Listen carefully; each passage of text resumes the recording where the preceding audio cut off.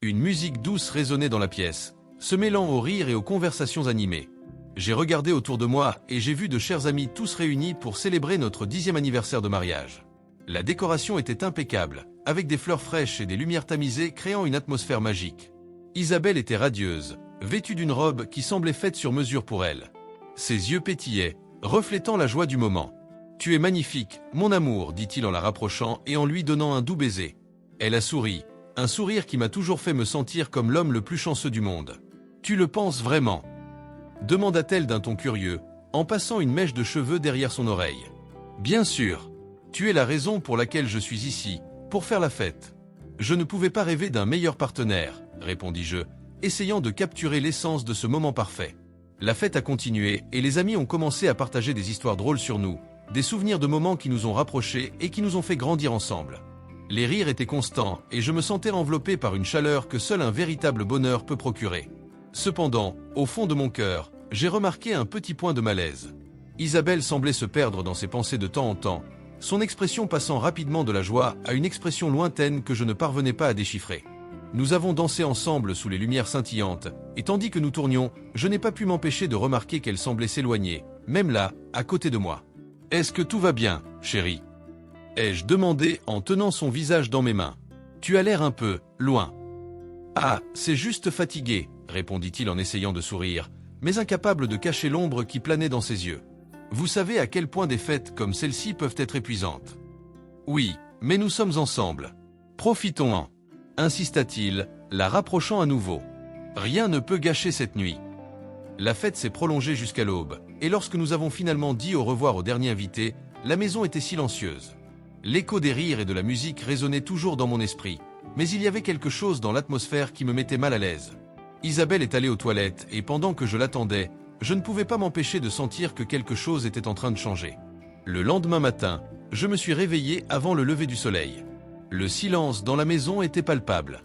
J'ai regardé sur le côté et j'ai vu qu'Isabelle dormait toujours, son visage serein illuminé par la douce lumière entrant par la fenêtre. Je me suis levé avec précaution pour ne pas la réveiller, mais lorsque je suis revenu dans la chambre, un papier sur la table a attiré mon attention. C'était une lettre.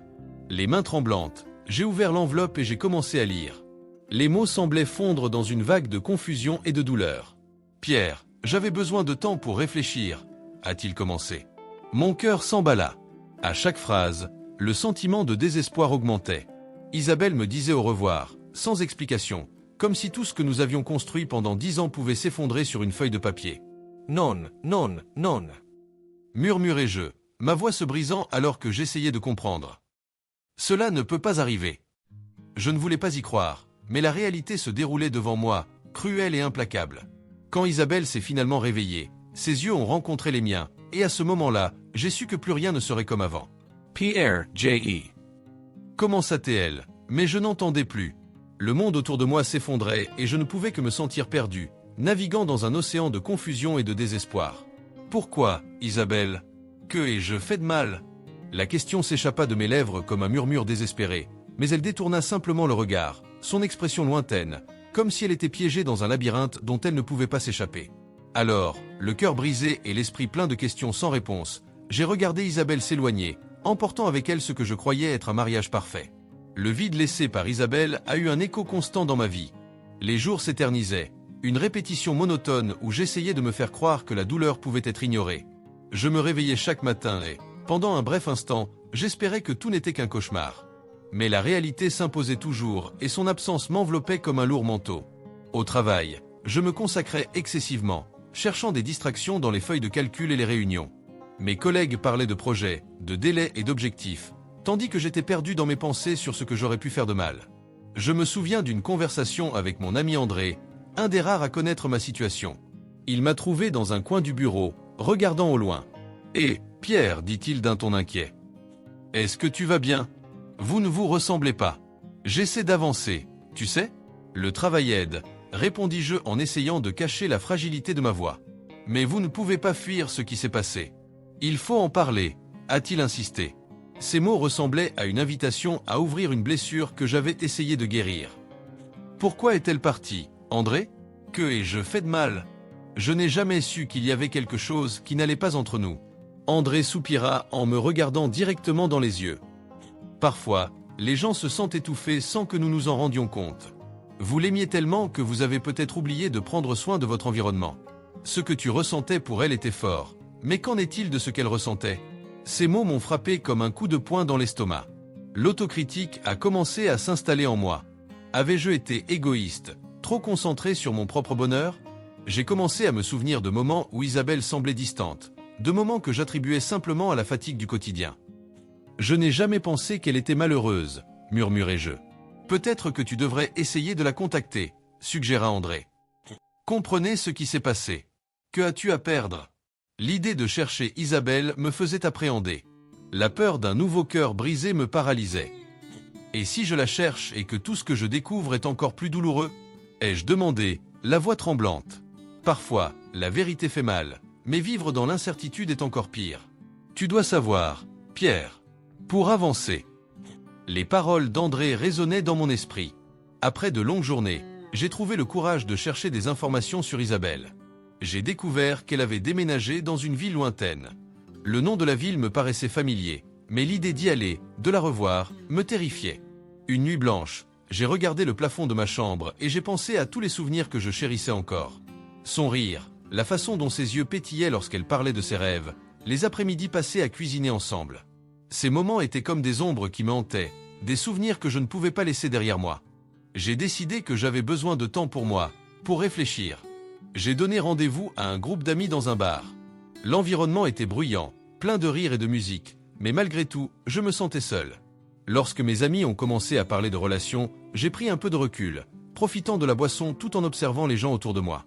Et, Pierre, allez, ne reste pas là, a appelé Maria, une amie de longue date. Dansons un peu. J'ai souri, essayant de cacher ma tristesse. La musique était entraînante, mais la danse ne parvenait pas à éloigner les pensées. Jusqu'à ce qu'une connaissance s'approche. Tu as l'air différent, Pierre. Il se passe quelque chose. Juste un peu nostalgique, répondis-je, sans entrer dans les détails.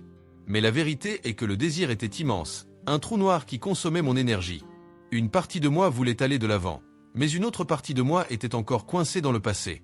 Et ainsi, entre rire et conversation, l'idée d'Isabelle revenait toujours, comme un fantôme qui ne voulait pas me laisser tranquille. La réalité était que Jean avait marre de vivre dans l'incertitude. La douleur de l'absence d'Isabelle était insupportable et je savais que je devais faire face à cette situation. L'idée de la chercher devenait de plus en plus insistante, comme un appel qu'il ne pouvait ignorer. Et ainsi, sans m'en rendre compte, j'ai commencé à préparer d'éventuelles retrouvailles, quitte à rouvrir de vieilles blessures. Les années passèrent dans le flou, mais le sentiment de perte restait toujours comme une ombre constante. Parfois, je me surprenais à regarder des photos d'Isabelle, à me souvenir du sourire qui illuminait la pièce, de la façon dont elle riait de mes blagues, même les plus ennuyeuses. C'était un mélange d'amour et de douleur, et l'idée d'avancer ressemblait de plus en plus à un rêve lointain. Dans un effort pour reconstruire ma vie, je me suis plongé tête première dans le travail. La routine est devenue mon refuge, une façon d'étouffer la solitude qui me hantait. Au fil du temps, j'ai commencé à voir de nouvelles personnes. Il y avait quelque chose de rafraîchissant à rencontrer quelqu'un qui ne portait pas les souvenirs d'Isabelle. Mais même ainsi, la comparaison était inévitable. Un soir, lors d'un dîner avec une nouvelle flamme, je n'ai pu m'empêcher de penser à quel point Isabelle aimait les plats exotiques. La femme en face de moi a parlé de ses préférences alimentaires et j'ai souhaité qu'elle ait un peu de l'esprit aventureux d'Isabelle. « Vous n'aimez pas la cuisine thaïlandaise ?» demanda mon compagnon avec une expression confuse. « Oh non, j'ai hésité. C'est juste que, eh bien, j'ai des goûts particuliers. Mais c'est une longue histoire. » La conversation s'est poursuivie, mais j'étais distant. L'image d'Isabelle dansait dans mon esprit, et je me sentais coupable de penser à elle en essayant d'ouvrir mon cœur à quelqu'un d'autre. L'amour ne s'en allait pas facilement, et je savais que je devais y faire face. C'est lors d'un événement professionnel que le passé est revenu me hanter. J'étais à une table ronde, discutant de stratégie marketing, lorsqu'une vieille connaissance, Lucas, a mentionné Isabelle avec désinvolture. « Votre commentaire m'a frappé comme un coup de poing dans le ventre. Saviez-vous qu'Isabelle a déménagé dans la ville voisine ?» dit-il en me regardant avec une expression neutre. La pièce parut tourner pendant un instant. Je n'avais jamais vraiment arrêté de me demander comment elle allait, mais entendre à nouveau son nom fit battre mon cœur. La curiosité m'a envahi et je n'ai pas pu m'empêcher de demander « L'avez-vous trouvée ?» Pas directement, mais j'ai entendu dire qu'elle allait bien. Il semble qu'un nouveau chapitre de sa vie ait commencé. J'ai souri, mais à l'intérieur, une tempête se préparait. Que signifiait « nouveau chapitre » ? Qu'était-il arrivé à l'Isabelle que je connaissais ? Les questions bouillonnaient dans mon esprit et un besoin croissant de chercher des réponses commençait à s'emparer de moi. L'idée d'aller dans la ville où vivait Isabelle a commencé à germer dans mon esprit. Une conférence était prévue pour la semaine prochaine et j'ai décidé que ce serait l'occasion idéale. Juste un coup d'œil, me suis-je dit. Juste pour comprendre. Ce serait l'occasion de revoir l'endroit où elle avait recommencé, peut-être même de trouver un moyen de se confronter au passé. La veille de la conférence, j'étais nerveux. Que lui dirais-tu si tu la trouvais ? Le doute m'a consumé. Je me suis regardé dans le miroir, essayant de trouver du courage, mais le reflet qui me regardait ressemblait à un homme perdu, un écho de qui j'étais. Le jour de la conférence, l'ambiance était vibrante et pleine d'énergie. Mais derrière ma façade professionnelle, mon cœur battait à tout rompre. En parcourant les couloirs, l'image d'Isabelle était toujours présente dans mes pensées. Que dirais-je si je la voyais ? Comment réagirait-elle ? Je ne le savais pas, mais la vérité était que j'avais besoin de réponses. Et tandis que je discutais avec d'autres participants, l'idée que le passé pourrait n'être qu'un écho lointain a commencé à se dissiper. Ce que je voulais vraiment, c'était mettre fin à ce cycle. L'espoir et l'anxiété mêlés, et l'anticipation de retrouvailles m'ont fait me sentir vivant d'une manière que je n'avais pas connue depuis des années. Qu'est-ce que je trouverais à cet endroit ? Qu'est-ce que la vie nous réservait, à Isabelle et à moi ? Seul le temps nous le dira. La conférence battait son plein lorsque j'ai décidé de faire une pause. L'environnement était plein de gens qui parlaient avec animation, mais, pour moi, tout cela me paraissait lointain. J'avais besoin d'un moment juste pour moi, d'une pause au milieu de toute cette agitation. Je me dirigeais vers le café à l'arrière du Palais des Congrès, l'esprit encore sous le choc de ce que j'avais entendu à propos d'Isabelle. Ces souvenirs étaient comme une ombre qui me suivait, même des années après son départ.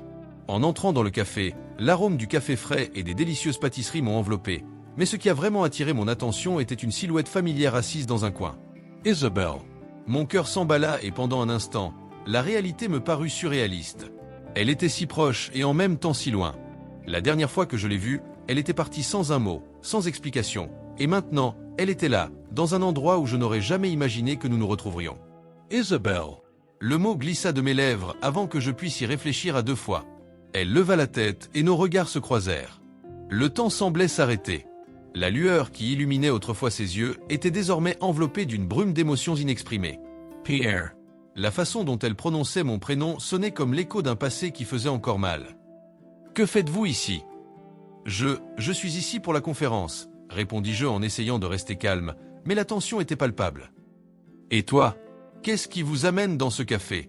J'avais juste besoin d'un peu de temps pour moi, dit-elle en détournant le regard. Le silence entre nous était dense, plein de non-dits. Je m'assis en face de lui, une impulsion incontrôlable me donnant envie de comprendre ce qui s'était passé. Isabelle, à propos de ton départ, je n'ai jamais su ce qui s'était réellement passé. Pourquoi es-tu partie sans rien me dire ? Ai-je demandé, la voix presque brisée. Elle hésita, comme si elle pesait ses mots. C'était difficile, Pierre.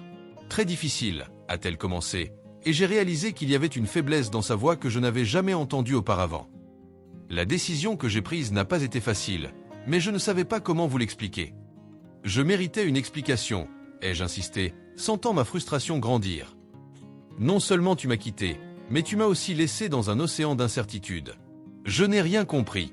Je sais, répondit-elle, la voix étant maintenant un murmure.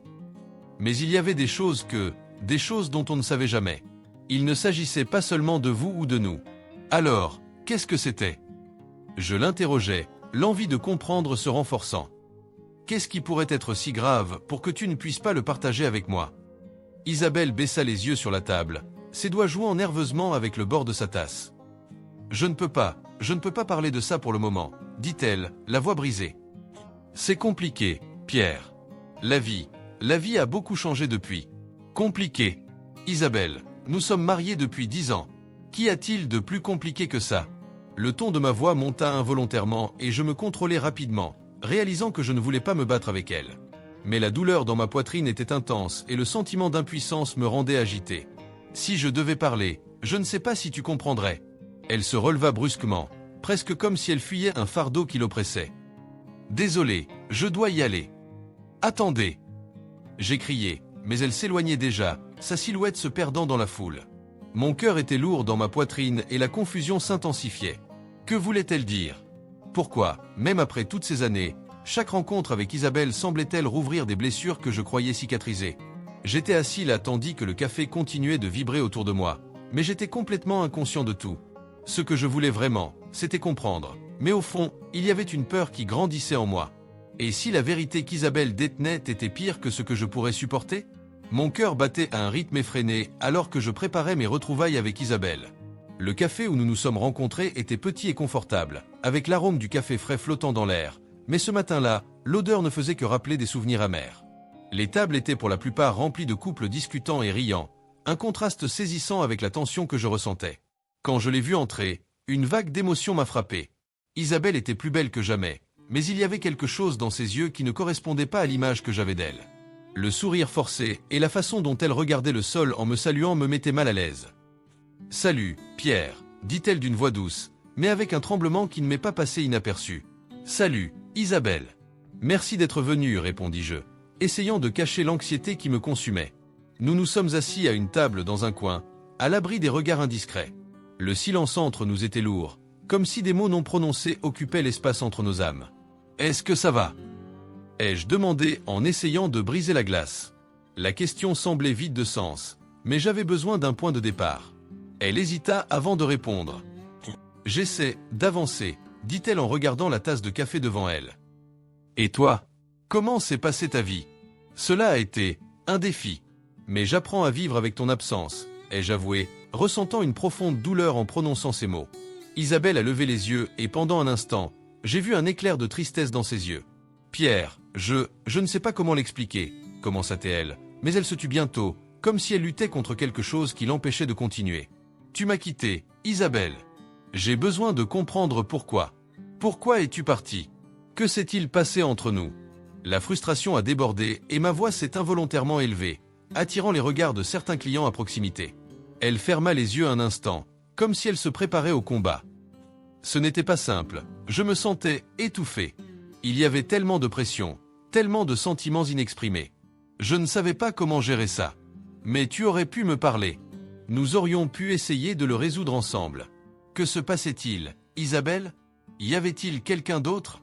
La dernière question est sortie comme un murmure, mais son poids m'a frappé comme une pierre.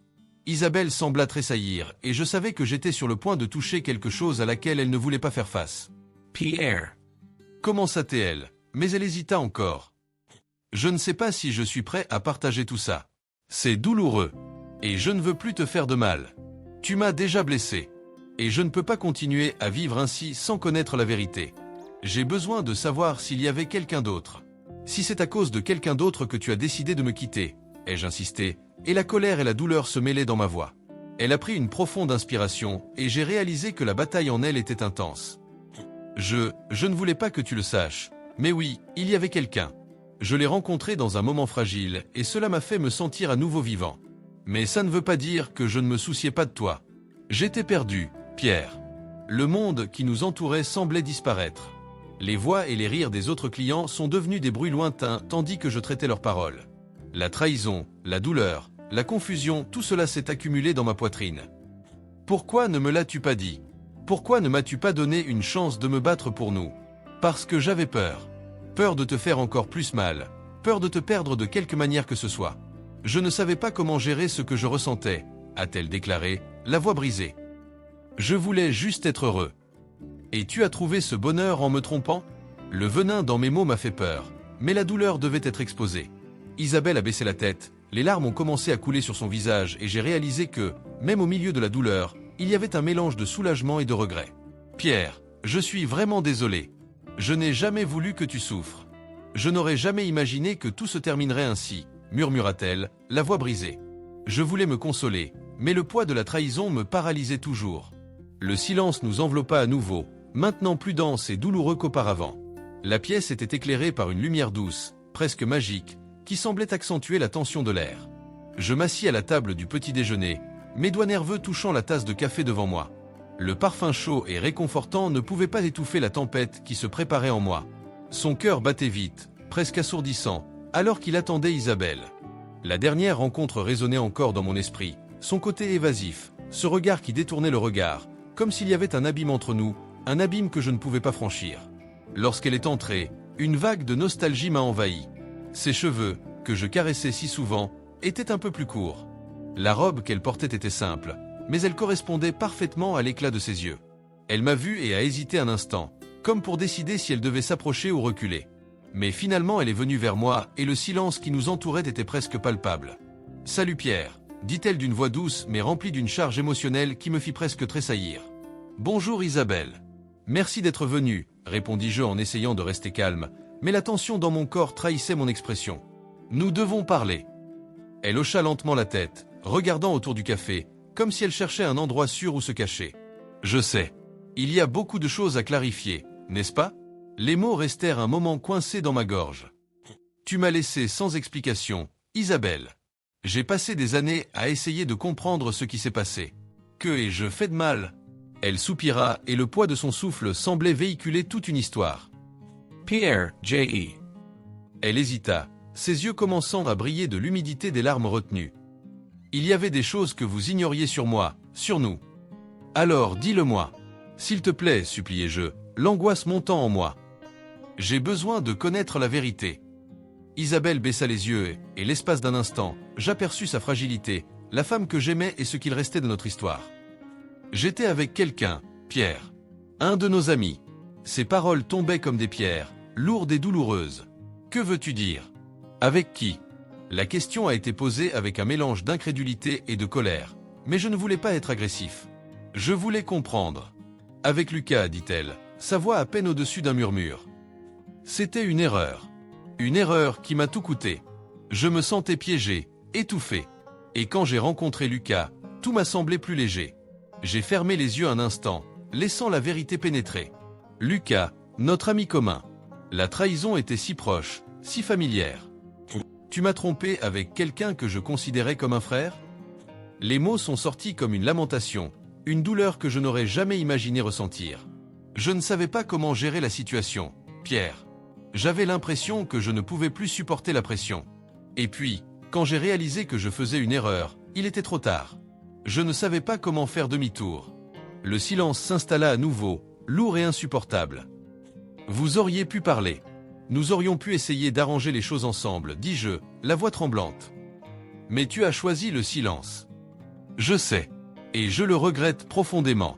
Mais ce n'était pas seulement ça. J'étais malheureux et je n'ai pas eu le courage de l'admettre. L'infidélité n'était que le reflet de quelque chose de bien plus grand qui se passait en moi. Je me suis perdu, Pierre. Je l'ai regardé et une vague de compassion a commencé à se mêler à la douleur. Isabelle, cela ne justifie pas ce que tu as fait, mais je comprends que nous avons tous nos démons. Et parfois, les gens ne savent pas comment les gérer. Un silence tendu a suivi, mais j'ai réalisé que, d'une manière ou d'une autre, cette conversation me libérait. Je ne veux plus porter cette douleur, Isabelle. Je veux me libérer. Elle m'a regardé, les yeux pleins de larmes. Tu mérites d'être heureux, Pierre. Et je dois aussi trouver ma voie. Je ne veux pas que cela nous définisse pour toujours. À ce moment-là, quelque chose a changé en moi. La douleur était profonde, mais l'idée d'aller de l'avant commençait à émerger comme une possibilité. Alors pardonnons-nous, dis-je d'une voix ferme. Nous ne pouvons pas changer le passé, mais nous pouvons décider comment vivre l'avenir. Elle sourit, une expression de soulagement mêlée de tristesse. Oui, pardonnons-nous. Nous pouvons donc vraiment avancer. Et là, dans le café où nos histoires se croisaient à nouveau, je me rendis compte que le silence avait été rompu. Le poids de la trahison était toujours présent, mais la vérité, bien que douloureuse, nous offrait la liberté. Nous avons donc décidé de clore ce chapitre de notre vie, permettant au pardon et à la compréhension de nous guider vers un nouveau départ.